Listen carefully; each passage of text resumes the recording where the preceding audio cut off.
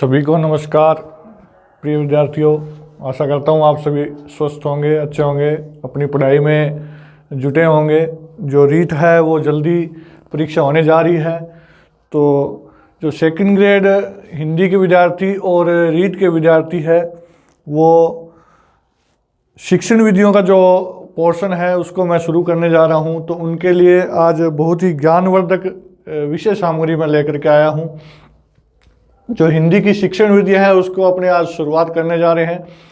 तो हिंदी की शिक्षण विधियों में सबसे पहले भाषा आती है, भाषा का अर्थ है। उसके बाद जो शिक्षण है, शिक्षण के कौन से प्रकार होती है, भाषा की क्या विशेषताएं होती है, इन सभी विषयों को अपने आज जानेंगे।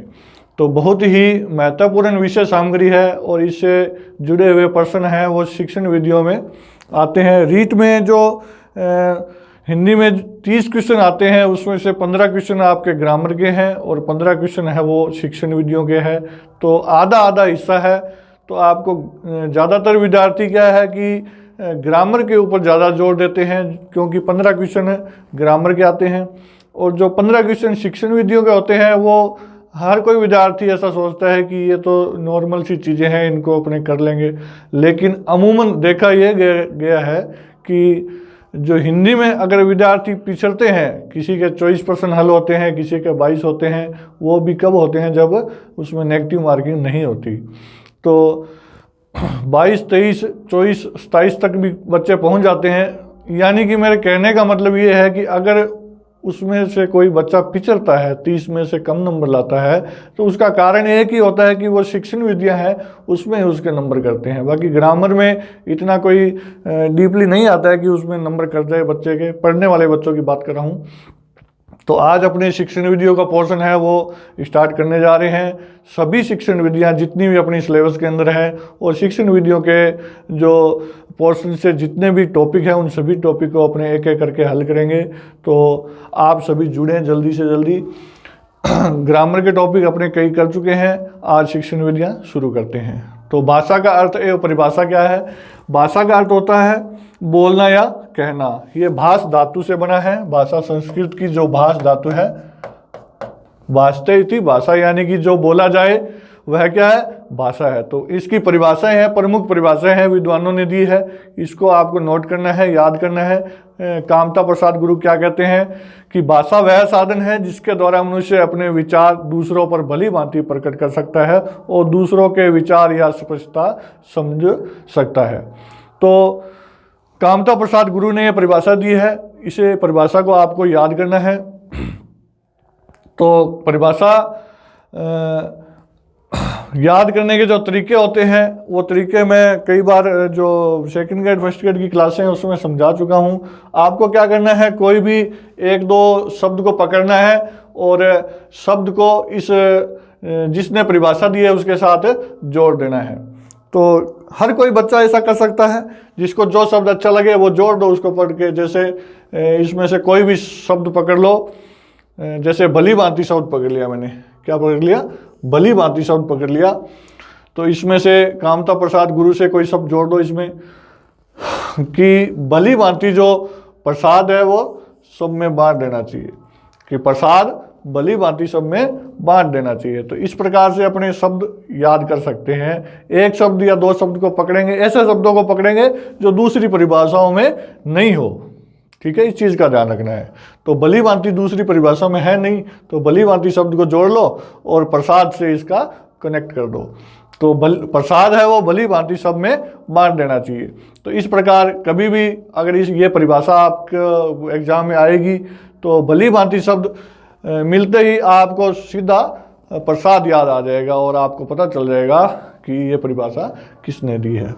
तो भैया सीधी सी बात है कि साम दाम दंड भेद जो तरीका अपनाओ आप, कुल मिलाकर के बात यह है कि अपने को याद होना चाहिए। ठीक है, तो याद करने का यही तरीका है।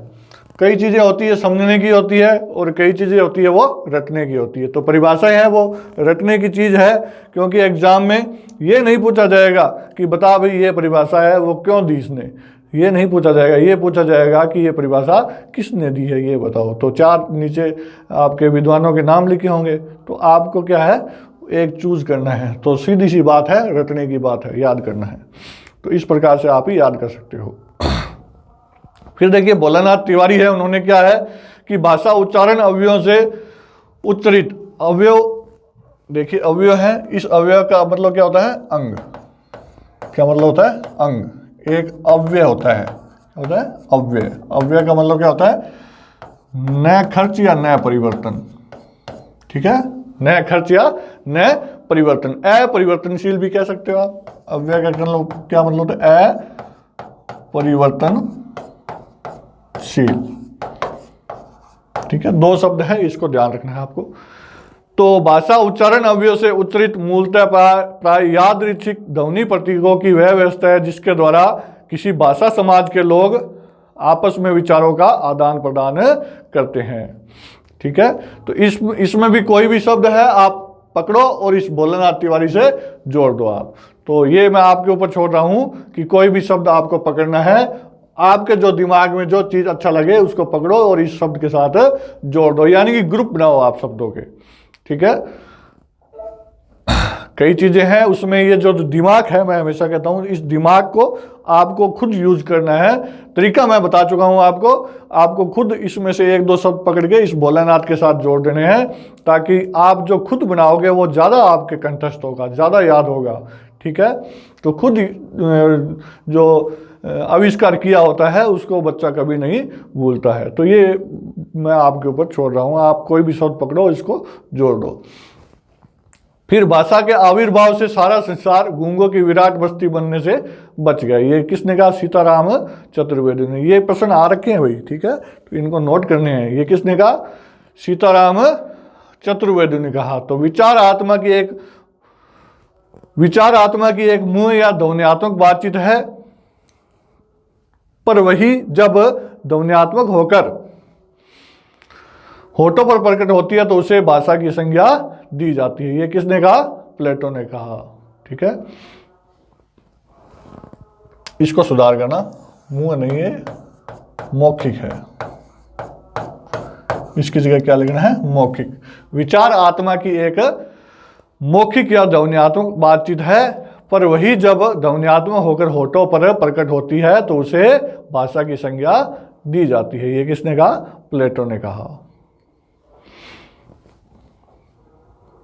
फिर ध्वन्यात्मक शब्दों द्वारा विचारों को प्रकट करना ही भाषा है। ये स्वीट महोदय है, उन्होंने ये बात कही है, ठीक है? तो इन सब में आपको क्या करना है?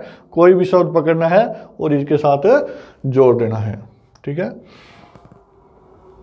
फिर भाषा की विशेषताएं हैं, ये बहुत इंपॉर्टेंट है भाई।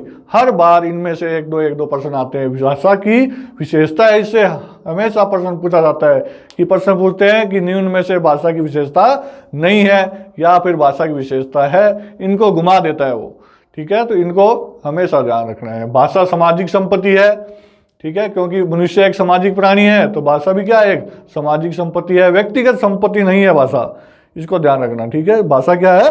सामाजिक संपत्ति है। ये किसी एक व्यक्ति की संपत्ति नहीं है, पूरे समाज की संपत्ति होती है। तो भाषा पैतृक संपत्ति नहीं है। ये क्या है? भाषा पैतृक संपत्ति नहीं होती है, ये अर्जित होती है, ठीक है? इसको प्राप्त किया जाता है। ये कोई बच्चा है वो भाषा अपने माँ के गर्भ से सीख करके नहीं आता है, ठीक है? पैतृक संपत्ति का क्या मतलब होता है कि अपने पूर्वजों के पास जितना धन है, जमीन है, जायदाद है, अपने पैदा होते ही वो अपनी हो जाती है, ऑटोमेटिक है। तो यही बात है कि भाषा वो पैतृक संपत्ति नहीं है। बच्चा जन्म लेगा, उसके बाद उसको वो सीखनी पड़ेगी, ठीक है? तो व्यक्तिगत संपत्ति नहीं है, सामाजिक संपत्ति है, पैतृक संपत्ति नहीं है। ये भाषा क्या है? हमेशा अर्जित की जाती है। भाषा अनुकरण द्वारा अर्जित भाषा प्रतीकों की व्यवस्था है, ठीक है?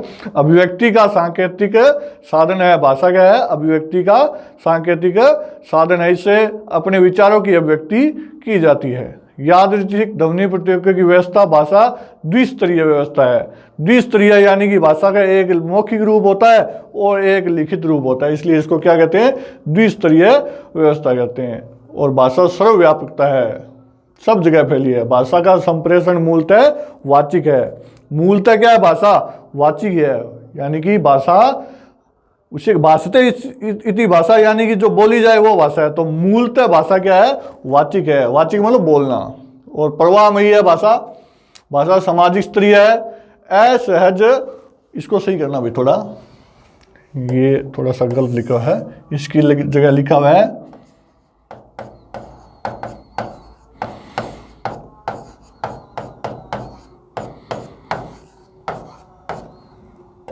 इंपॉर्टेंट लाइन है भाई। भाषा क्या है? असहज वृत्तिकता है। असहज वृत्तिकता का मतलब क्या होता है? कि जो सीखी जाए, ठीक है। एक तो होती है सहज वृत्ति। क्या होती है? सहज वृत्ति। सहज वृत्ति का मतलब क्या होता है? जो अपने आप हो, यानी कि मनुष्य में सहज वृत्ति कौन सी होती है? भूख, प्यास, दुख, ये भाव सारी क्या है? सहज वृत्ति में आते हैं। असहज वृत्ति में कौन से आते हैं?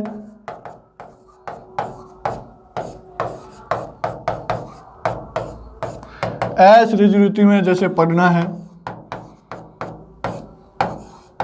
खेलना है, जो अपने आप हो वो क्या है? भूख पेट में अपने आप लगती है भाई। प्यास है वो भी अपने आप लगती है। दुख होता है वो भी अपने आप होता है। दुख करने से कोई दुख होता नहीं है। अपने कहते हैं, दिलासा देने जाते हैं किसी को, कहते हैं कि भाई दुखी ना हो, दुखी ना हो। तो ऐसा कहने से ऐसा हो नहीं सकता कि वो दुखी नहीं हो। तो दुख होता है वो अपने आप ही महसूस होता है। लेकिन जो असहज वृत्ति होती है, जैसे पढ़ना है, तो वो अपने आप नहीं होगा। अपने आप होता तो भी सभी नौकरी लग जाते। तो अपने आप नहीं है ये। खेलना भी क्या है? अपने आप नहीं होता है ये, इसको मेहनत से प्राप्त किया जाता है।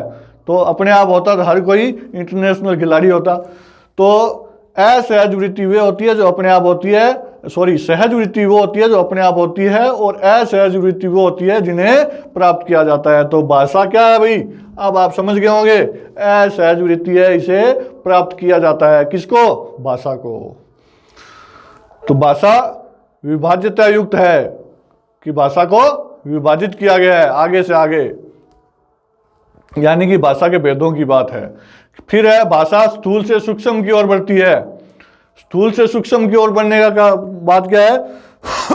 कि भाषा को जब बोला जाता है, शुरू में जब भाषा को सीखा जाता है, तो उसकी मोटी मोटी बातें हैं वो याद होती है। सूक्ष्म बातें हैं वो ज्ञान बाद में होता है।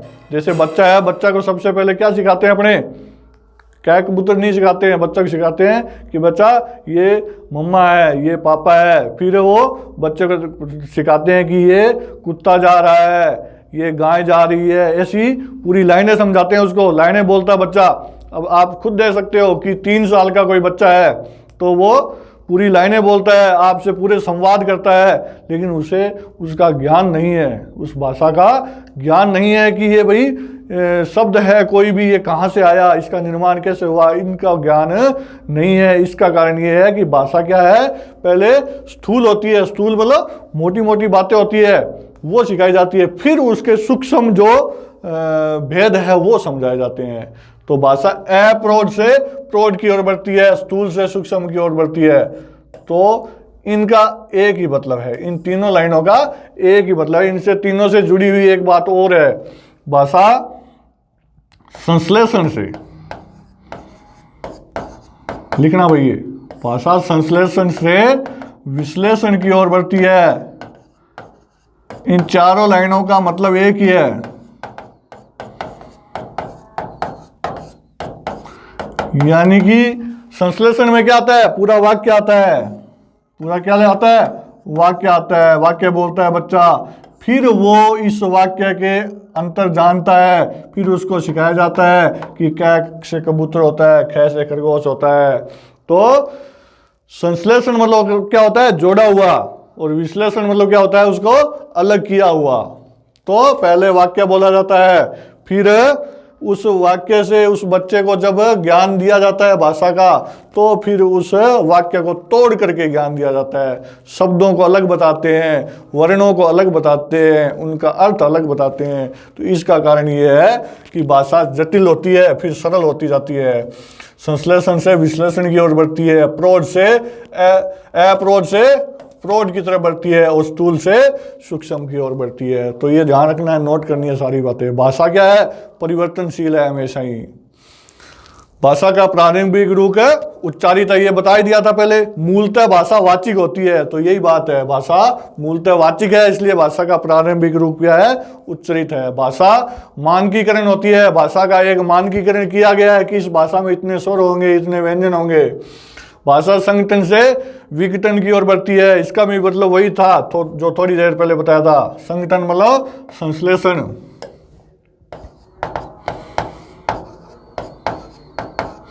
संश्लेषण से विश्लेषण।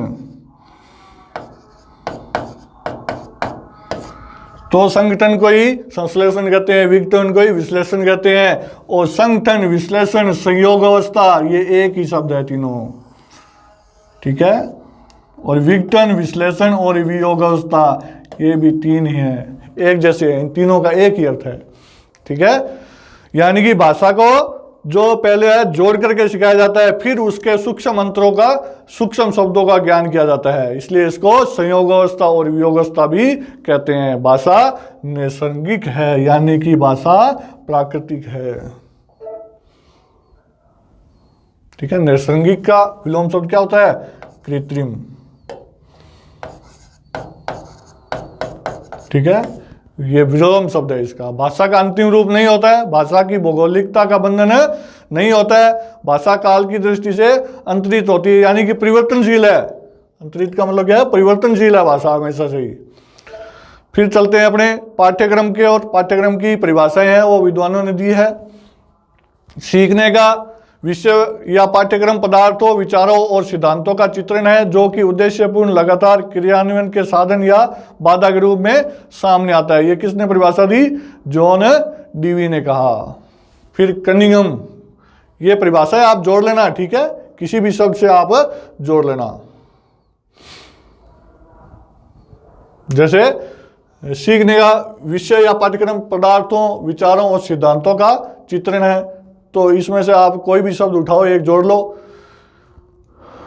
जैसे पाठ्यक्रम का मैं जोड़ना चाहूं अगर, तो पाठ्यक्रम का जो सिद्धांत है वो मेरी जान निकाल देता है, जुड़ गया। इस प्रकार से शब्दों को जोड़ लो आप, सिंपल शब्द जोड़ो जो याद रहे। पाठ्यक्रम का जो सिद्धांत है वो मेरी जान निकाल देता है, तो इस प्रकार से आपके ये क्या हो जाएगा? याद हो जाएगा, ठीक है। तो पाठ्यक्रम और सिद्धांत कभी भी आएगा तो आपको जान याद आ जाएगी आपकी, ठीक है। तो कनिंघम, कनिंघम ने क्या कहा? पाठ्यक्रम, पाठ्यक्रम क्या है? शिक्षक के हाथ में एक साधन है, जिसमें वह अपने पदार्थ, पदार्थ कौन है? शिक्षार्थी को अपने आदर्श क्या है? उद्देश्य उसके के अनुसार अपने काल ग्रह यानी कि शिक्षालय में चित्रित कर सके। आगे क्या है भाई, किसकी परिभाषा है? देखिए, बैंड तथा क्रीनेबर्ग कहते हैं कि संक्षेप में पाठ्यचर्या पाठ्यवस्तु का ही सुव्यवस्थित रूप है, जिसका निर्माण बालकों की आवश्यकताओं की पूर्ति के लिए किया जाता है। फिर शिक्षा है, वो शिक्षा कई विद्वान कहते हैं त्रिमुखी है प्रक्रिया, कई विद्वान कहते हैं शिक्षा के 4 तत्व होते हैं। तो मुख्यतः इसको 3 तत्व ही माने गए हैं शिक्षा के। कौन कौन से? शिक्षा के 3 तत्व है, कौन कौन से माने गए हैं? शिक्षक है, शिक्षार्थी है, पाठ्यक्रम है, ये 3 तत्व माने गए हैं। लेकिन इनको मानने वाले कौन है? 3 जो तत्व है इनको कौन कौन मानते हैं? जॉन डीवी मानते हैं, नरे और रायबर्न। यानी कि जो 3 तत्व है इनको मानने वाले विद्वान कौन कौन है? जॉन डीवी है, नरे है और रायबर्न है। और 4 तत्व मानने वाले कौन है? हॉर्न। हॉर्न कहते हैं कि 4 तत्व होते हैं, 3 तो है ही, शिक्षक, विद्यार्थी, पाठ्यक्रम तो है ही, लेकिन शैक्षिक वातावरण भी होता है। तो मुख्यतः 3 ही मानते हैं, ठीक है। ज्यादातर विद्वान 3 ही मानते हैं, लेकिन प्रश्न आ जाए कि हॉर्न ने कितने मानने हैं, तो हॉर्न भाई एक और मानता है, क्योंकि इसका नाम ही क्या है? हॉर्न है। हॉर्न कब बजता है? जब भीड़ भाड़ होती है। तो यहां इसने एक भीड़ और बढ़ा दिया, चौथी और कर दी, 3 तो थी। चलिए, शिक्षण, शिक्षण क्या है भाई? रायबन कहते हैं शिक्षण के 3 बिंदु है। अभी बताया था ना, रायबन ने 3 माने हैं, ठीक है। रायबन ने कितने माने? 3 माने हैं। तो रायबन क्या कहता है? शिक्षण के 3 बिंदु है, शिक्षक, शिक्षार्थी व पाठ्यक्रम। इन तीनों के बीच संबंध स्थापित करना ही क्या है? शिक्षण है। हम्फ व डक्कन क्या कहते हैं? योजना, निर्देशन, मापन व मूल्यांकन की प्रक्रिया ही शिक्षण है, ठीक है। स्किनर क्या कहता है? स्किनर कहता है कि शिक्षण पुनर्बलन, पुनर्बलन ऐसे लिखते हैं,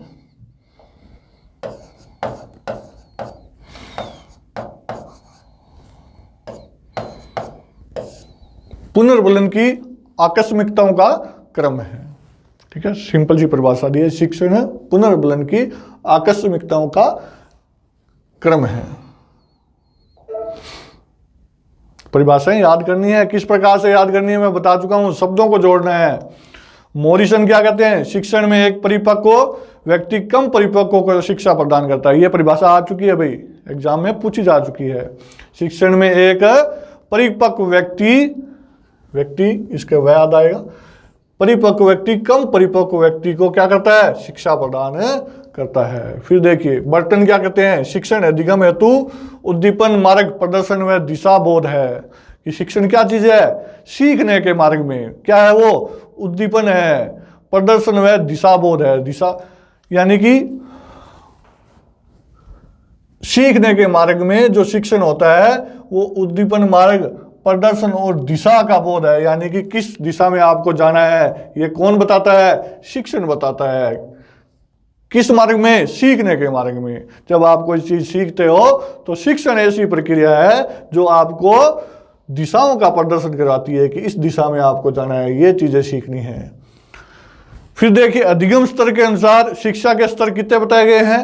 3 बताए गए हैं। अधिगम स्तर के अनुसार शिक्षण के जो स्तर है वो कितने बताए गए हैं? 3 स्तर बताए गए हैं। नंबर 1 स्मृति स्तर है, नंबर 2 बोध है, यानी कि अवबोध भी कहते हैं इसको, और नंबर 3 कौन सा है? चिंतन स्तर भी है। अब इनका जो प्रतिपादक है वो ये है, आपको ये चीजें याद करनी है। स्मृति स्तर का प्रतिपादन किसने किया? हर्बर्ट ने किया। बोध या अवबोध स्तर का प्रतिपादन किसने किया? मॉरिसन ने किया। और चिंतन स्तर का प्रतिपादन मॉरिस पी हंट ने किया। तो ये आपको याद करना है भाई।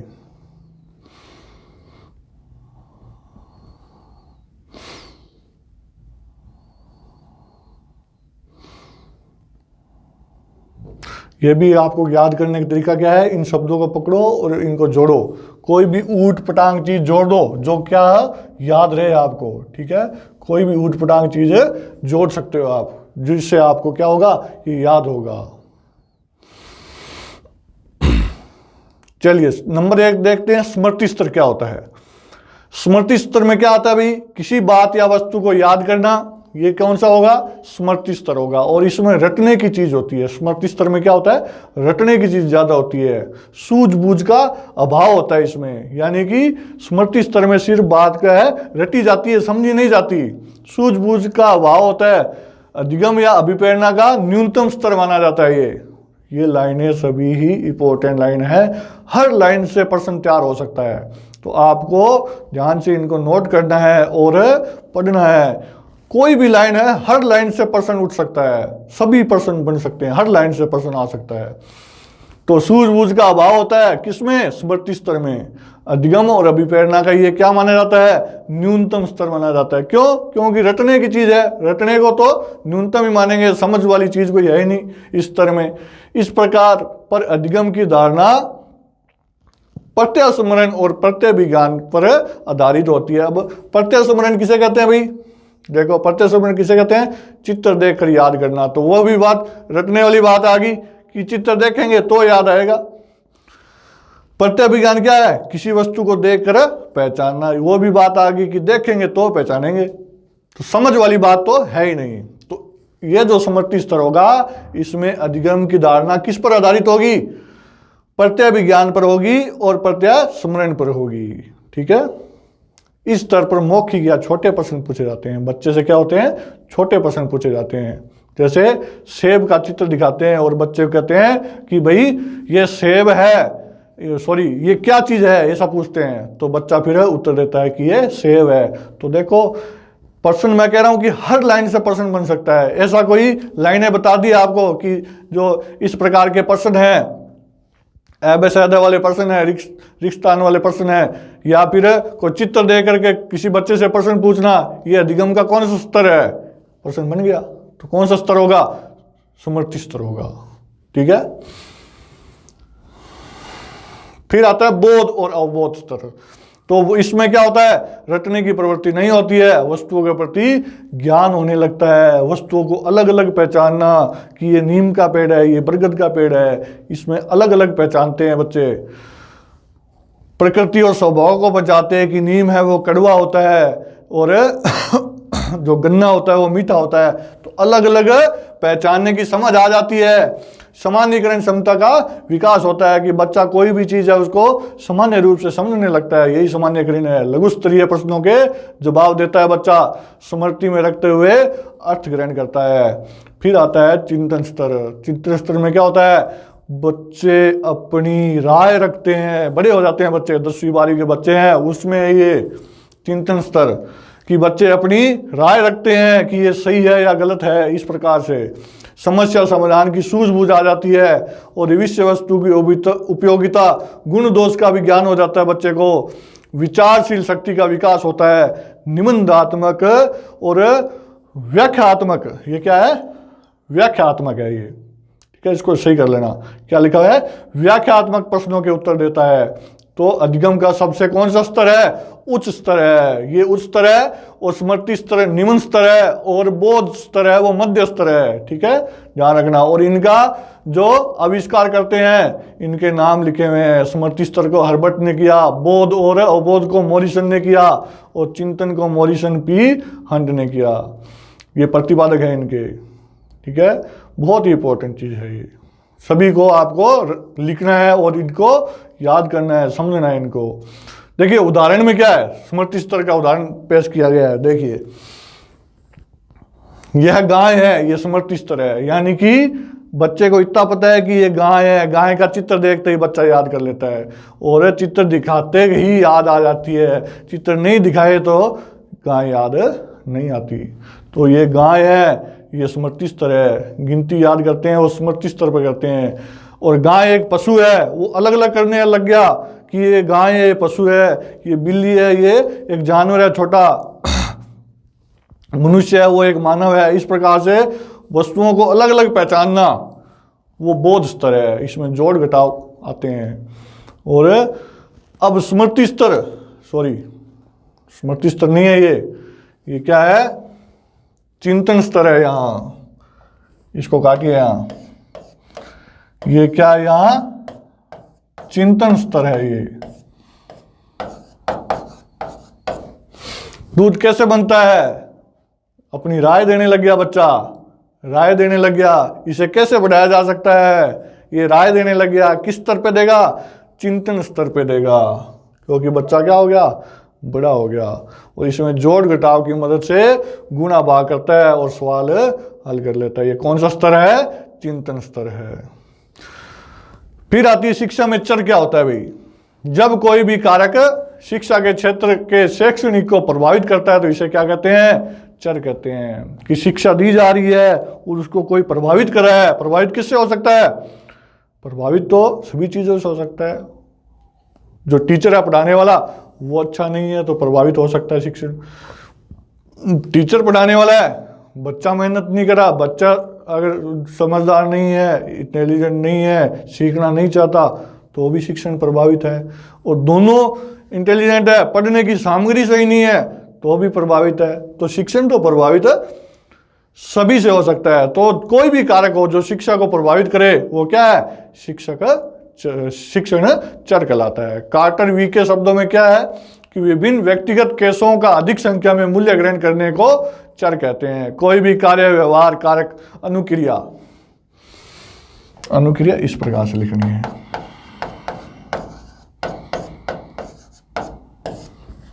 कोई भी कार्य, व्यवहार, कारक, अनुक्रिया, प्रक्रिया जो परिवर्तनशील है वह चर कहलाती है।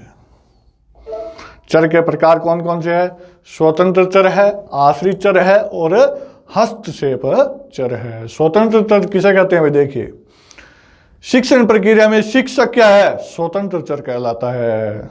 ठीक है, नोट करनी है। स्वतंत्र चर किसे कहते हैं? शिक्षक को कहते हैं। शिक्षण प्रक्रिया में शिक्षक है वो स्वतंत्र चर के रूप में कार्य करता है।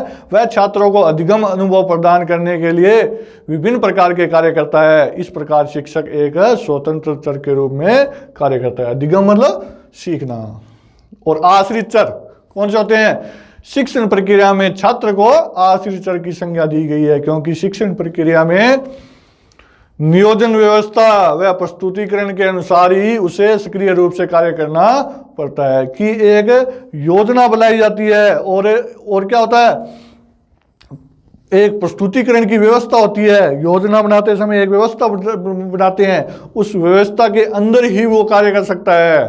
तो वो क्या है? आश्रित है। कौन? जो बच्चा है वो आश्रित होता है। किसके ऊपर?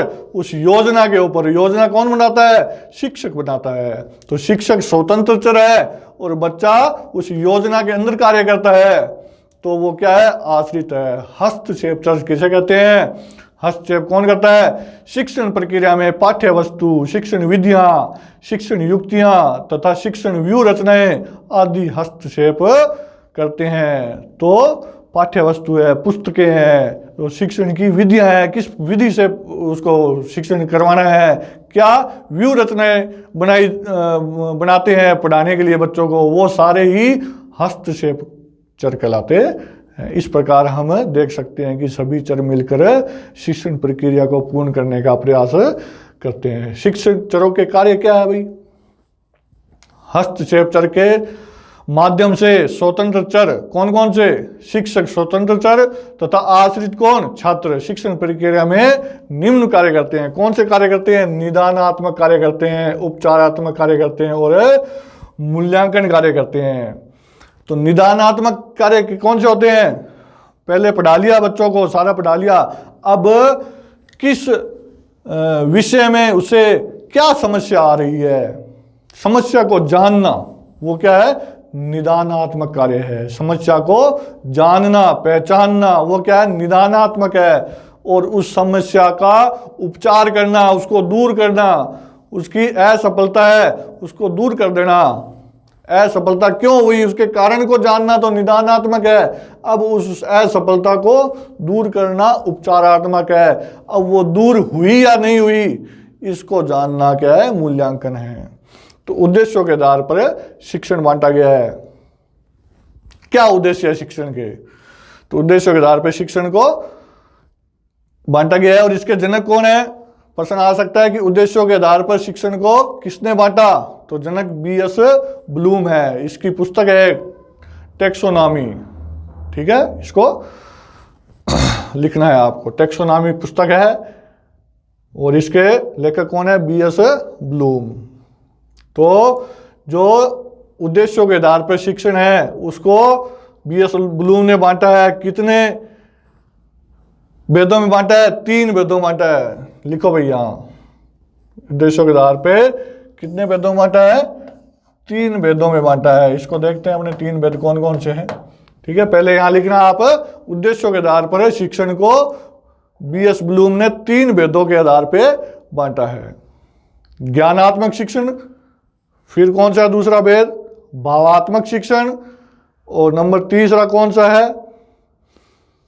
देखते हैं अपने नंबर 3, ये मनोगत्यात्मक, वत्यात्मक और क्रियात्मक शिक्षण। 3 वेद है भाई, 3 वेदों में बांटा है। किसने? B.S. ब्लूम ने। किसको? उद्देश्यों के आधार पर कि शिक्षण के उद्देश्य क्या है। तो नंबर 1 आते हैं ज्ञानात्मक शिक्षण। इसके चरण कितने बताए? 6 चरण बताए। ज्ञान, बोध, प्रयोग, विश्लेषण, संश्लेषण और मूल्यांकन। कितने हैं? 6 चरण हैं। नंबर 1 क्या है? ज्ञान, नंबर 2 बोध, नंबर 3 प्रयोग, नंबर 4 विश्लेषण और नंबर 5 संश्लेषण और नंबर 6 मूल्यांकन। ठीक है, ज्ञान में वो चीजें आती है जिनका कोई भी सब्जेक्ट का कोई भी टॉपिक हो तो वो ज्ञान की दृष्टि से गिना जाता है। जैसे संधि है, संधि का सबसे पहले ज्ञान किया जाता है, संधि के भेदों को बताया जाता है, भेदों को रटना है, फिर अर्थ ग्रहण करना है उनका, कि भाई इन भेदों का जो बांटने का जो तरीका है वो क्या है और किस आधार पे बांटा गया है इनको, ये बोध कहलाएगा। ठीक है, फिर उनको प्रयोग करना, फिर आपस में भेदों की तुलना करना, फिर क्या करना, सार तैयार करना, निष्कर्ष निकालना, फिर आपने सही किया या नहीं किया उसको जानना, तो ये ज्ञान की दृष्टि से आएगा। फिर भावात्मक शिक्षण में क्या आएगा, इसमें चरित्र निर्माण आता है। भावात्मक शिक्षण में क्या आता है, चरित्र निर्माण आता है। ठीक है, इसके भी कितने चरण है, 6 चरण है। भावात्मक शिक्षण में उन उद्देश्यों को शामिल किया जाता है जिसका संबंध विषय वस्तु के क्या हो, आंतरिकीकरण या चरित्र निर्माण हेतु इस्तेमाल किया जाता है। कोई भी विषय वस्तु है, जैसे एक टॉपिक दे दिया गांधी जी अहिंसा के पुजारी, ये टॉपिक दे दिया, अब अहिंसा है गांधी जी के ऊपर, आप लिखो भाई, तो सबसे पहले 6 चरण होंगे, तो गांधी जी से संबंधित कोई भी सामग्री है वो प्राप्त की जाएगी, ये ग्रहण होगा, 6 चरण होंगे इसमें। वही ये पहला है ग्रहण, नंबर 2 अनुक्रिया, नंबर 3 अनुमूलन, नंबर 4 संकल्पना, नंबर 5 संगठन और नंबर 6 चरित्र निर्माण। तो ग्रहण में प्राप्त किया जाता है पहले सामग्री को, फिर अनुक्रिया में क्रिया करता है बच्चा, देखता है कर करके कि भाई गांधी जी ने क्या क्या किया अपने जीवन में, फिर सही गलत का निर्णय लेता है और फिर तय करता है कि मुझे कैसा बनना है। गांधी जी की अहिंसा का जो उनको लाभ हुआ या नहीं हुआ, यहाँ देखता है बच्चा कि लाभ हुआ है तो फिर मुझे भी उनके जैसा बनना है।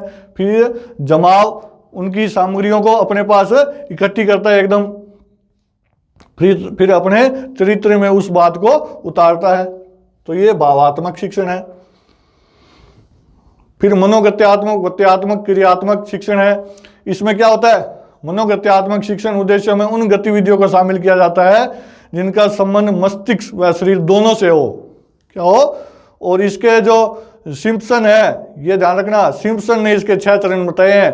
देखिए इन ये जो उद्देश्यों के आधार पर शिक्षण के जो भेद है वो जनक तो BS ब्लूम है, और इनकी मदद की है, इनकी मदद की है किस किसने, ये जो करथवाल मसीहा है इन्होंने की, और सिम्पसन। ठीक है, तो भावात्मक शिक्षण में इन्होंने मदद की, और जो 3 नंबर भेद है मनोगत्यात्मक शिक्षण है, इसमें मदद किसने की, सिम्पसन महोदय ने की। सिम्पसन महोदय ने कितने चरण बताए, मनोगत्यात्मक शिक्षण के 6 चरण बताए। कितने, उद्दीपन है ये, इसको सुधारना, उद्दीपन लिखा हुआ है ये। ठीक है, नंबर 1, नंबर 2, 3 नियंत्रण, 4 समायोजन, 5 संभावीकरण, और 6 इसके नीचे है, देखते हैं 6 ये आदत निर्माण। ठीक है, ये 6 है। इसमें वो आते हैं, वो उद्देश्य आते हैं जिनका संबंध मस्तिष्क और शरीर दोनों से हो, यानी कि सृजनशीलता आता है। क्या आता है, सृजनशीलता आता है इसके अंदर। जैसे सृजनशीलता में क्या आता है, कोई खेलना है, चित्रकारी है, वो सारे ही इसके अंदर आते हैं। ठीक है, तो इसके भी कितने चरण हैं, 6 चरण आते हैं। इसमें आप लिख सकते हो, मनोगत्यात्मक शिक्षण में उन गतिविधियों को शामिल किया जाता है जिनका संबंध किससे हो, मस्तिष्क और शरीर से हो। सृजनशीलता लिख सकते हो। खेलकूद भी आप लिख सकते हो, इसमें खेलकूद और चित्रकारी, ये सारी ही इसमें शामिल की जाती है मनोगत्यात्मक में। ठीक है, चलिए आगे चलते हैं। शिक्षण की अवस्थाएं, शिक्षण की अवस्थाएं, शिक्षण की अवस्था कितनी है भाई। जैक्सन के अनुसार शिक्षण प्रक्रिया को वैज्ञानिक ढंग से 3 भागों में बांटा गया है। कौन कौन सी है 3, पूर्व क्रियावस्था, अंत्य क्रियावस्था और उत्तर क्रियावस्था। इन तीनों को लिखना है। नंबर 1 पूर्व क्रियावस्था कौन सी होती है, इस क्रिया अवस्था में शिक्षक छात्रों को ज्ञान प्रदान करने के लिए शिक्षक की योजना अवस्था बनाता है और पढ़ाने की तैयारी करता है। पढ़ाने से पूर्व जो अवस्था है वो पूर्व क्रिया अवस्था है। इसमें पढ़ाने से संबंधित शिक्षक जो भी तैयारी करके जाता है क्लास में वो पूर्व क्रिया अवस्था है। इस अवस्था में वे सब क्रिया आती है जो शिक्षक कक्षा में जाने से पूर्व करता है। इस अवस्था को शिक्षक नियोजन अवस्था भी कहा जाता है। अवस्था ये क्या है? अवस्था। फिर आती है नंबर 2। ये क्या है? नंबर 2 है यहाँ अंत्य क्रिया अवस्था। इस अवस्था में वे सभी क्रियाएं समावेशित होती है जो शिक्षक कक्षा में प्रवेश करने के समय से लेकर, यानी कि क्लास में जो भी वो एक्टिविटी करता है कौन? शिक्षक। वो सारी क्या है? अंत्य क्रिया अवस्था है। जिस विषय सामग्री को प्रस्तुत करना, पाठ्य वस्तु जो भी पढ़ानी है उसको प्रस्तुत करना, यानी कि क्लास में जाने से लेकर के वापिस आने तक जो भी क्रिया है वो अंत्य क्रिया अवस्था है। ठीक है। फिर आता है इसमें प्रश्न पूछता है, बच्चे उसके उत्तर देते हैं। तो कक्षा में जो भी एक्टिविटी हुई है वो सारी अंत्य क्रिया अवस्था है। ठीक है। फिर आता है उत्तर क्रिया अवस्था। इस अवस्था में शिक्षण कार्य समाप्त हो जाने के बाद शिक्षक सीखे गए कार्य का मूल्यांकन करता है। मूल्यांकन का कार्य उद्देश्यों के आधार पर किया जाता है। मूल्यांकन हेतु शिक्षक विभिन्न प्रकार की मूल्यांकन गतिविधियों का प्रयोग करता है। यहाँ की मूल्यांकन की मैंने जो पढ़ाया वो कारगर है या नहीं, बच्चों ने पढ़ा या नहीं, कितने बच्चों ने उसको सीखा, वो सभी चीजें हैं वो उत्तर क्रिया अवस्था में आती है। चलिए अभी तो ये तो क्या है, शिक्षण विधियों शुरू करने से पहले जो इम्पोर्टेंट बातें थी वो मैंने आपको बताई है, जिनसे प्रश्न बन सकते हैं और बनते हैं, प्रश्न बनते हैं और आते भी हैं। तो ये तो वो चीज़ें हैं जो शिक्षण विधियां शुरू होने से पहले अपने को जाननी बहुत ज़रूरी है। तो अपने आगे जो भी वीडियो है उसमें अपने शिक्षण विधियां जैसे आगमन है, निगमन है और प्रयोगात्मक है, प्रयोजना विधि है, जो भी शिक्षण विधियां हैं अपने आगे वाले वीडियो में इनको सीखते जाएंगे और इनका गूढ़ ज्ञान अपने प्राप्त करेंगे। सभी शिक्षण विधियां अपने सीखेंगे एक एक करके बारी बारी से। तो आपको क्या करना है, अपनी जो तैयारी है वो शुरू कर देनी है। अगर मैं पुस्तक का नाम लूँ, शिक्षण विधियों की कोई पुस्तक आप पढ़ना चाहते हो तो आप रीट के विद्यार्थी हैं अगर, तो आप जो फर्स्ट रैंक की जो किताब है शिक्षण विधियों की वो आप खरीदें और उसका नया संस्करण खरीदें आप। ठीक है। फर्स्ट रैंक की बुक है हिंदी शिक्षण विधियाँ रीट, सेकंड ग्रेड के विद्यार्थियों को भी वही बुक खरीदनी है। तो सेकंड ग्रेड के विद्यार्थी है वो फर्स्ट रैंक की बुक खरीदे जिस पे सेकंड ग्रेड लिखा हो। ठीक है। और रीट के विद्यार्थी फर्स्ट रैंक की वो बुक खरीदे जिस पे रीट लिखा हो हिंदी शिक्षण विधियाँ। और ऐसी बुक आपको नहीं खरीदनी जिसमें सभी सब्जेक्ट की शिक्षण विधियाँ एक साथ दी गई हो। एक दो सब्जेक्ट तो चलो चलता है कि हिंदी भी दे दी और संस्कृत भी दे दी, ठीक है, लेकिन ऐसी किताब कभी नहीं खरीदनी जिसमें सभी सब्जेक्ट की शिक्षण विधियाँ एक साथ दी गई हो। तो ऐसी पुस्तकों से आपको बचना है। ठीक है। तो आप ये बुक खरीदें और नया संस्करण खरीदें और जो भी चीज़ें हैं अपने सब यहाँ करेंगे। ठीक है। तो आज की क्लास यहीं तक। आशा करता हूँ आपको ये चीज़ें समझ में आई होगी, आपके लिए बहुत महत्वपूर्ण है। आप इनको संयोजित करें अपने पास और इनको पढ़ें। धन्यवाद।